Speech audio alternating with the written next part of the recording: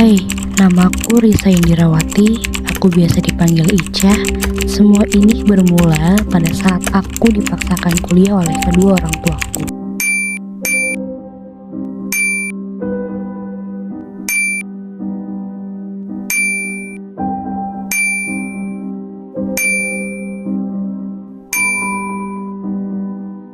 Aku adalah anak pertama dari 4 bersaudara. Saudaraku laki-laki semua, jadi pantas saja mama memilihkan yang terbaik untukku.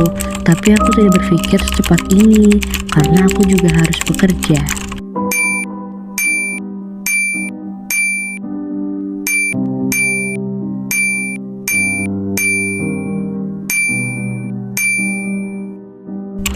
Aku gak bisa nolak mama kan. Hari ini adalah hari pertamaku kuliah. Dan ya, aku harus keluar dari kerjaanku dan fokus untuk kuliah. Yang paling menyebalkannya adalah aku harus tinggal di asrama kampus. Ya, asrama kampus. Kuliah hari ini berjalan dengan lancar, tapi ada satu hal yang membuat pikiranku mengganjal. Temanku, teman sekamar asramaku. Aku rasa dia baik, tapi seperti ada yang aneh. Sampai suatu ketika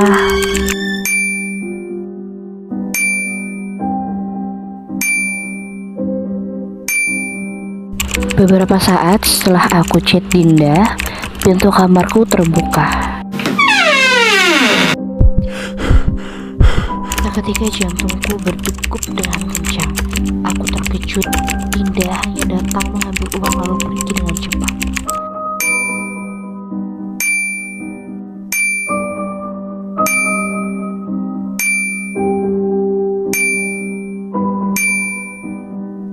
Aku terkejut, tetapi aku melupakan kejadian tersebut dan aku fokus kuliah. Tapi sikap Dinda semakin aneh. Dinda jadi sering keluar malam dan kami pun jadi jarang mengobrol. Info dari kelasnya pun Dinda jadi anak yang pendiam.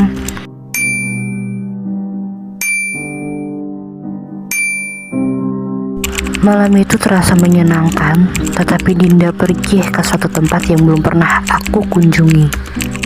Aku mendengarkan Dinda berbicara kepada seseorang, tapi aku tidak bisa melihatnya. Aku hanya bisa mendengar suara teriakan yang besar. Aku terkejut dan aku sangat gemetar, tetapi aku harus masuk dan melihat bagaimana keadaan Dinda. Saat aku ingin masuk, seseorang menarik tanganku. Aku melihatnya dan ternyata Dinda yang menarikku. Aku terdiam. Ia mendekatiku dengan mata melotot dan membisikkanku sesuatu dengan pelan. Jangan masuk, Ica. Entah mengapa, tubuhku terasa kaku dan membisu. Aku tidak tahu apa yang sudah terjadi setelahnya. Aku semakin yakin bahwa ada yang tidak beres dengan Dinda.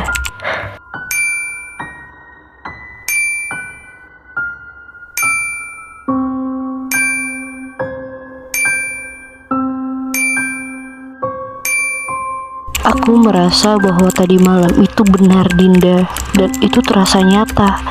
Aku mulai mencurigai Dinda, dan ternyata kecurigaan itu benar.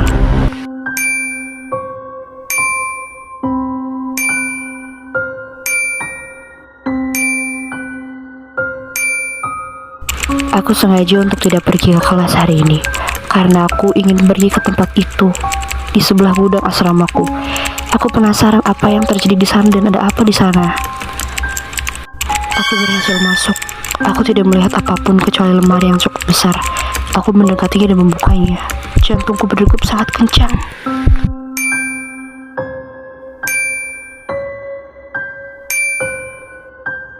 Tanpa pikir panjang, aku pun chat Dinda. Dia berbohong. Aku mencari tahu benda apa yang ada di lemari ini. Setelah aku tahu, seluruh tubuhku gemetar. Aku tidak tahu poster apa yang menempel di lemari ini. Dan aku juga menemukan beberapa alat untuk sekte. Aku memotretnya untuk bukti. Aku sama sekali tidak percaya bahwa Dinda adalah anggota dari sekte tersebut. Aku pergi menemui pimpinan asrama untuk melaporkan Dinda. Tapi saat ingin keluar, aku mendengarkan langkah kaki yang aku yakin itu adalah Dinda. Wajahku pucat, tubuhku lemas. Tuhan bantu aku bersembunyi.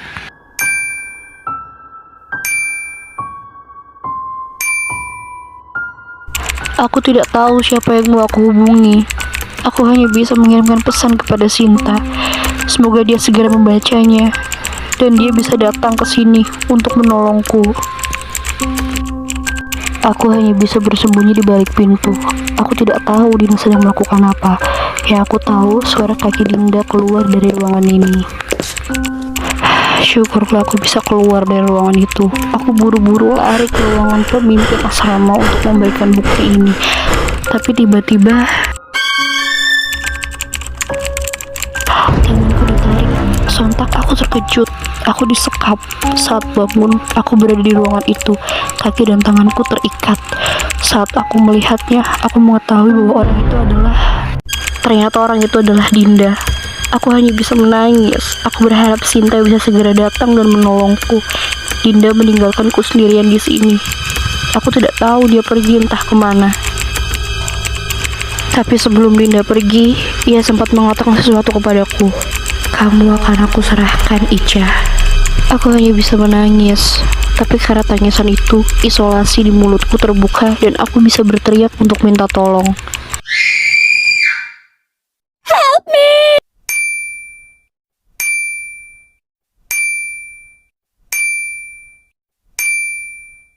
Ada suara langkah kaki yang menuju kemari. Aku senang, bantuanku telah datang. Terima kasih Tuhan. Akhirnya, aku ingin segera bebas dari tempat ini. Aku salah, itu adalah Dinda. Ia tersenyum dan mendekatiku.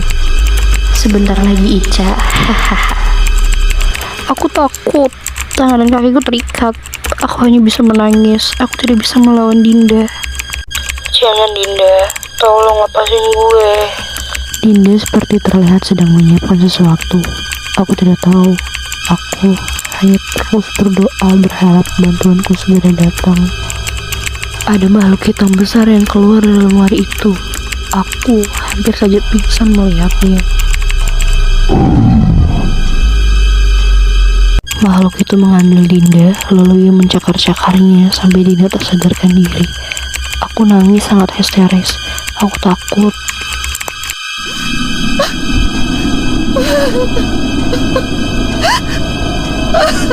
Aku mencoba mundur tapi tak bisa.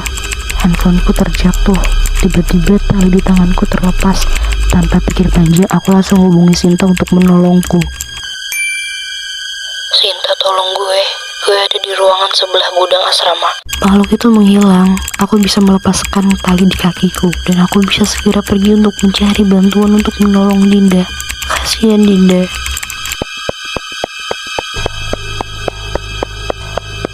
Pak, tolong Pak, itu teman saya di atas. Sambil mengatur nafas, aku terus meminta pertolongan untuk Dinda.